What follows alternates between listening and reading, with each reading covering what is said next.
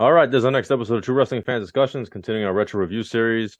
This is going to be, or pay-per-view retro review series, I should say. This is going to be Starrcade 1989. I'm your host, Mike. I'm Frank. Let's jump right into this, man. Another new concept that WCW/NWA was working with. On paper, it doesn't sound bad, but their execution is way off. They tried. Unfortunately. This was a turn of production at this point. Yeah, this is clearly them. I thought that this would have been better if the Iron Man tournament and the Iron Man tag team tournament would have been like, let's say you win, you're the number one contenders for the titles. Unfortunately, they put the champions in the match, so it's like, what's the point? I love tournaments, but this wasn't it. Exactly. No, this is a round robin deal. Yeah, I mean, this isn't like the classic tournaments you and I are accustomed to and loving. Yeah. This is just the same 4 wrestlers and the same 4 tag teams for 3 hours. And okay, let's go. December 13th, 1989, from the Omni in Atlanta. 10,000 people on hand. A lot of empty seats if you're watching this. Future shock. Yeah, you could tell later on. It looks like it's filling up, but what happens is people are moving down. Yeah. When the camera angle catches the up top and there's nobody there but the crews. So what happened was people started. They told them, "Oh, come down," so it could look please come down. Please come down. Yeah. We'll pay you. The setup looked like garbage too, man. It was so dark and it just didn't. They were never one for the lighting and stuff compared to WWE. Right. Later on they got better. Oh yeah. But just it didn't look. I don't know. This is supposed to be their WrestleMania. Exactly. And, that's why I don't understand the concept of doing this at your WrestleMania of the year. Like I thought, feuds should be reconciled at this. Title matches, 5-star matches, but instead we're doing a Iron Man tournament and an Iron Man tag team tournament. So let's get right into it. You had the United States champion Lex Luger, the World Heavyweight champion Ric Flair, the television champion Great Muta, undefeated to this point, and Sting in the Iron Man tournament. The tag team tournament had the Road Warriors, the tag team champions, the Steiner brothers. You had Doom, and you also had a replacement of the new Wild Samoans because Sid Vicious suffered an injury, so the Skyscrapers were out of it. Unfortunately, it would have been cool to see them, but I actually enjoyed watching the Samoans in this. Yeah. They never said the new Wild Samoans when they announced them in, but when they brought up their name, it said new. Anything with new or 2000 is not going to work. So let me break down the way how the tournament goes real quick. A pinfall or submission gives you 20 points, 15 for a count out, 10 for a disqualification, and 5 for a time limit draw, and obviously 0 for a loss. And you're going to be wrestling at least 3 times during the night. It's just overly complicated with the point system. It's just not. It's just not. But a lot of places like New Japan, WCW was known for doing this. AEW does it now. Independents do it. A lot of them do this format that we're not accustomed to from watching dominantly WWE. But I mean, I agree with you. It is too complicated for having a round robin tournament. So. The opening match let me just also mention this. They swapped off with commentators. Jim Ross would do the commentating on the singles matches with Terry Funk, and the tag team matches were done with Jim Cornette. So I thought that was pretty cool how they swapped them back and forth. Different. Yeah. The opening match of the round robin tournament was the Steiner brothers facing Doom with Nitron at ringside with Woman. And I kind of felt bad for Doom. Doom 1 and Doom 2. They were still doing the Doom 1, Doom 2 thing. I liked it better when they actually took the mask off. Right, and it was Ron Simmons and Butch Reed. And Butch Reed, yeah. This was before they got their success. Mm-hmm. And, I mean, I feel bad for Doom in this because they had 2 of the first 3 matches on this card, and they weren't very lucky. The Steiner brothers wound up winning this match by countout. And what's funny is the fans only got into this match after Rick Steiner laid Nitron out. Yeah. Towards the end of the match, he clotheslined him, puts him on his ass, and everybody goes nuts. Yeah, but you could also tell, I felt like these guys were pacing themselves because they knew they had to wrestle multiple times. Yeah. So their pace wasn't really. And for that, the time limit on the matches were going up. Yeah, it was. Well, I mean, for some of those guys, yeah, you're wrestling 3 times, depending on who your Oh opponent yeah. is. You got No, to I be get able it. to I get it. It's just it just just the takes it. concept, Yeah, it's just and not even a break. Like you don't even get another match in no. between. It's like It, yeah, it's just continual, constant. So what they did do on this was they flip flopped. Tag team singles, tag team yeah. singles. I mean, they did that, but it didn't really help. The next match was Lex Luger and Sting, which I thought was a pretty good match. It's Sting. And this was a shocking one because Lex Luger actually picked up the victory on Sting. So Sting's now going into his last 2 matches with 0 points at this point, as being the underdog and whatnot. But Luger looked pretty good in this match. Yeah, no, he And did. I'll get to it when he faces Ric Flair, the rematch from a year earlier. No love lost between those two, and they still put on a Yeah. great performance. Yeah, so the thing about that match was so Luger had his feet on the rope, but they went over they both went over from the outside inside the ring. It was kind of like years later with Bret Hart and Lex Luger, interestingly enough, in Yeah. Yeah, '94, right. but it wasn't a Royal Rumble match. They go in and Luger's got his feet on the rope. But the funny thing was that not only did was the feet on the rope, Sting kicks out not one time, but he kicks out 2 times. And then Sting's like, the foot was on the rope. But I'm like, he kicked out, and the referee's just like there. And I was like, I don't They're know. WCW No, referees, and man. it was Patrick, right? Wasn't it Nick Patrick? Yeah, he was doing Before most he of the was matches. evil. Yeah, Before he yeah. was evil too. I don't know He if was that was a just botch. I don't know. I have no idea. there was quite a few in this that I'll get to, especially in the tag team matches where there was miscues and whatnot. I mean, you could tell it was just slightly off on some of the Yeah. matches. So, but yeah, well, Luger obviously pulling a heel move in this. So, I mean, there's no shock there. The next match after this one, now, again, this is where I talked about the luck of the draw and how Doom pretty much got screwed a little bit. Was now they're fighting their second match Hmm. already against the Road Warriors. Right, and it's not like they're fighting bums. No, They're fighting the Steiner Brothers and the Road I mean, like Warriors. I said, the concept of this of the what they're doing here was off, but the guys that are in these tournaments are no slackers. Oh These yeah, are yeah, yeah. 4 of the top guys and 4 of the top tag teams. The talent is there. It's just Yes, it's just the execution. We've yeah. said that Hmm. many times. And I mean, this was no slouch match either. I actually enjoyed this one. And again, what's funny is um, Doom. It was chaotic on the outside. The Road Warriors, they were going for their finisher, only he didn't quite get them up. Well, he didn't put them on his Yeah, yeah, yeah. shoulders, Hmm. and they did the clothesline that way, and they get the 3 count. And by this point now, woman is irate. I mean, it ain't makeup on her face that's causing her to be red faced. I mean, she is pissed at this point because now Doom is pretty much out. How Jim Ross put it, they are just playing spoilers at this point, Pretty much, yeah. Yeah. unfortunately. And again, this is before Doom would get their success. The next match after that, this one I enjoyed because the one thing I looked at um, in this tournament was you have an undefeated guy in the Great Muta, television champion. Obviously, you think when you look at it, oh, okay, if he's going to stay undefeated, he's obviously going to win this. Nope, he lost and got embarrassed in this, unfortunately, and especially in this match. It was less than 2 minutes that Flair beat Muta, and this Yeah. was even with a run in with Buzz Sawyer and Dragon Master. Let me get these guys.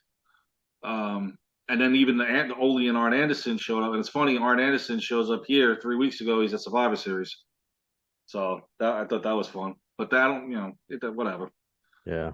But I mean, this was fast paced. Muta was starting off really, really fast paced against Flair. And I don't know if Flair was expecting that.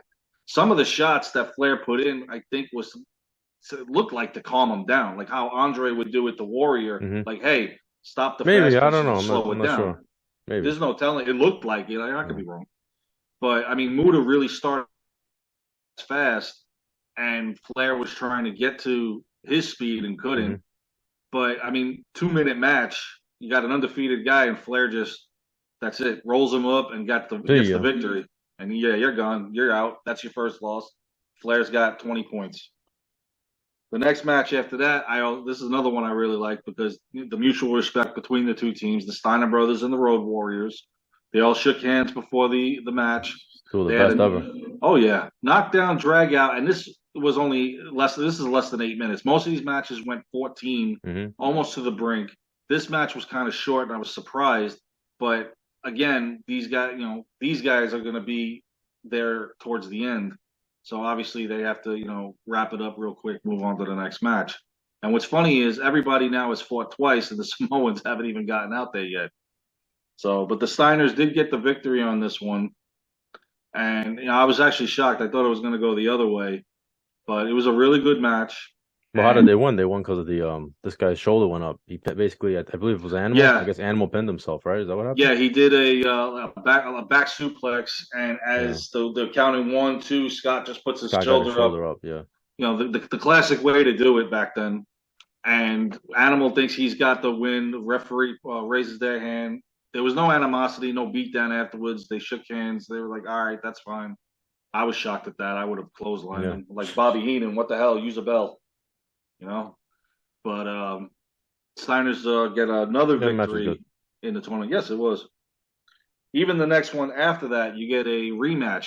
Because now Sting and the Great Muta are feuding in 1989. Muta took the TV title off of Sting earlier that year.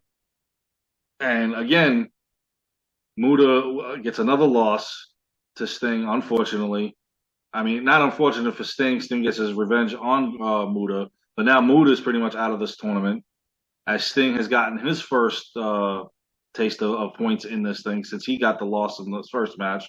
So now he's got 20. Muta's pretty much done in this one. But Muta would play heavy in his final match. I'll get to that in a minute. We finally now get the new Wild Samoans, or the whatever. They didn't use the new when they announced them, but they put it on the screen. Again, it doesn't Samoan SWAT team, Wild Samoans, new Wild Samoans. They're all head shrinkers. We'll use everything. It was Fatu and the Samoan Savage, pretty much Tonga from the old Islanders. That's who it was. Tonga and Fatu. Rikishi, whatever. Uso, whatever. It doesn't matter. I like them over there. What is funny is their manager, Humperdinck, he's trying to look like Albano a little bit. I don't know if you caught that, just the way he's dressed, and he's almost trying to act like him too. And I was like, okay, this is a cheap knockoff. I don't know much about him. He's been around. He was around for a while, but I don't know a lot about him. So he was their manager in WCW through most of '89. There's not really a whole lot. I mean, he went from WWE to WCW. He was mostly with Bam Bam Bigelow. He managed a couple of tag teams, and then that was it. He was mostly on the independents after that. But I just thought it was funny how he's looking. He's almost a spitting image of Albano, always missing his rubber bands on the beard. But the Samoans and Doom get into this match, and this one was funny because it ended with a dual headbutt, and Doom 1 or Doom 2, whatever, falls down.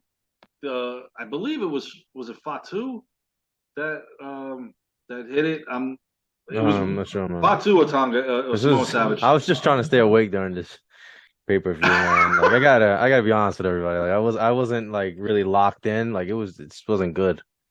So not really, no. Yeah. But Humperdinck kind of pushes him onto the Doom participant, counts to 3. And the Samoans get the victory, and now Doom is 0 for 3. And goodbye. See ya. Strike 3.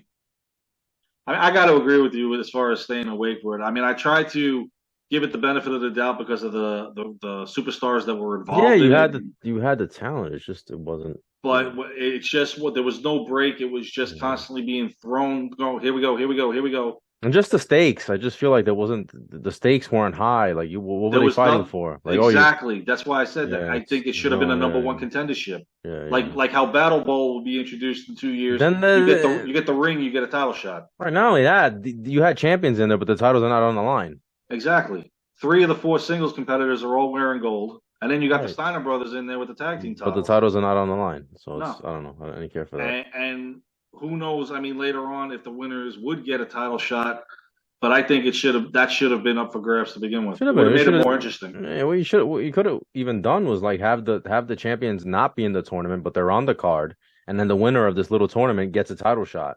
Mm-hmm. You could have done that later on in the night. Yeah. Why not? You get a shot at the tag. You get a shot at the world. You get U.S. They could have done it that way. Yeah, whoever was the winner of the Then you could have had a losers bracket where the winner of the loser bracket gets a U.S. title to make it shorter, more condensed because you can only have so many matches in a night. I don't know. That's just me spitballing right now. But what the hell do I know? I'm just a guy sitting on the couch. No, we're guys that are wondering what the hell were they thinking 32 years ago. We didn't have the book. Though. Years ago. We didn't have the book. So no, we didn't book. No, we were teenagers. We weren't booking. No, we're not even teenagers. We're little kids at this point. This is late 80s. I'm not even saying how old I was. You can. I'm not. Yeah. In any event, their next match was a rematch from the main event of Starrcade 1988. It was Ric Flair and Lex Luger. And boy, they didn't disappoint in this one. No, they never do. This was a knockdown, drag-out affair, time limit draw, and I love how this is where I woke back up. By the way, for everybody. Yeah, you're right. This is why I wake back up. I actually paid attention to this whole match. Yeah. Wow. It was the last minute, especially with Flair trying to get the figure four on. It was frantic. Yeah, it was like real frantic. See, that's good storytelling. Yeah, definitely. And I mean, this actually would hurt Luger going forward because the kayfabe or whatever. His knee was injured going into the last match that he would have. But this didn't disappoint. Luger still couldn't get one over on Flair. They both get the draw, which means they get 5 points, which puts Sting back in this. Still alive. The Stinger's still alive. Exactly. Stinger's still alive. The next match after this, I thought the ending was crap. Only because you could tell clearly that the referee did not see this. It was the Steiner brothers now facing the Wild Samoans. And, I mean, this was a good match. The Steiners and the Samoans never disappointed. Even in WWE, when it became the Head Shrinkers with Fatu and Samu, they never disappointed. They were always good matches. All those guys were great workers, man. Exactly. The problem with the ending of this one was it was a disqualification, and the Samoans get it. However, the referee claims he saw Scott Steiner throw Fatu over the rope, but yet even on the replay, you see the referee paying attention to Rick, not seeing anything behind him. I hate when they and he rings the bell. I hate when it wasn't Nick Patrick on this one. Yeah. So I thought that was total garbage. If you saw it, fine, call it. Right. But the referee drops the ball. But that was what the ending was, and then they weren't. They could, they should have pulled some sort of an audible where they I don't know. Was it Jim Hurd in the back on this point? I don't know. Pizza Hut guy, was he 89? Might have been, right? Whoever is in the back going, oh my God. No. That's pretty much what they're doing at this point. But in any event, the Samoans have now really put themselves in line. You now got a 3-team race to win this, which was pretty exciting. The next match following this one was Lex Luger now facing the Great Muta, and now you got two heels fighting each other, which the crowd kind of was into it, only because, they've never seen these two fight before. And Luger was really selling the knee injury. It was a big issue for him. And this match ends in a disqualification. Muta finally had it. Green mist. He's like, the hell with it. Yeah, I've lost all. I'm not going to win this tournament. You've already ended my undefeated streak. I'm going to take this guy out. So there's 5 points. At least Muta gets 5 points. Right. Well, actually, no, I'm sorry. He doesn't even get that. No, he doesn't, because he got DQ'd, yeah. What am I talking about? I'm thinking of Luger with the time limit draw. Muta gets disqualified. He's 0 for 3. He's done. Luger, I wouldn't say walked away on this one because he was pretty banged up on this one. So Muta was undefeated, and he comes in undefeated, and he loses 3? He loses to the 3 top guys in WCW. But meanwhile, the whole time he's in WCW that year, he's undefeated. He beats Sting. He's the television champion. And you go into this pay-per-view and you just gave him a losing streak. You just kill the character. Yeah, you kill the momentum that he has. Seriously. WCW. In any event, we now go on to our tag team finals, which the Steiners are still in line. The Road Warriors are now facing the Wild Samoans. The Road Warriors need a pinfall or submission. they get the Iron Man Tag Team Tournament. Not even a cup. Congratulations. Nothing. Yeah, that's what I'm saying. They get a handshake. The Road Warriors at least battable. At least battable. They got something, right? Wasn't they it? Got a ring and a title shot. Oh yeah, they get the ring. At least. I thought the concept battable of that was garbage good. too. The idea is another one of the ideas that are great, but then the execution is just. Well, because then you're really putting guys that hate each other as tag team partners, and then to go on to a battle royal later on. I mean, they tried something new. Got to give them credit for trying to be innovative, but exactly. But just the execution was off. But I mean, it is what it is. The Road Warriors, beat the Wild Samoans. Steiner's come down, congratulate them, shake Ellering's hand, shake Hawk and Animal. I thought that was pretty cool. Again, if Bobby Heenan, you probably clothesline them when they're not looking. Steiner line. Exactly. Give him a Frankensteiner just for the hell of it. But Road Warriors come away. They get the 40 points that they needed. They are the Iron Man Tag Team Tournament winners. Now on to the main event, which I thought was a great match. I thought hands down, and they always have if they got into the ring again right now, I think it would be good. Well, I don't know about that, but Sting would carry it. Let's just put it that way. They're both still wrestling. Unfortunately, how sad is that? Yeah, well, Flair's still looking for another last match, and Sting. Just a quick side note: next month is teaming with Great Muta in his farewell match. Oh Lord Jesus! Yeah, all right. Well. And Muta don't even look that good in the ring, so no wonder why he needs Sting. But in any event, you got the world champion Ric Flair facing Sting in a winner. Pretty much, This is a winner take all. And man, what a match! What a finish!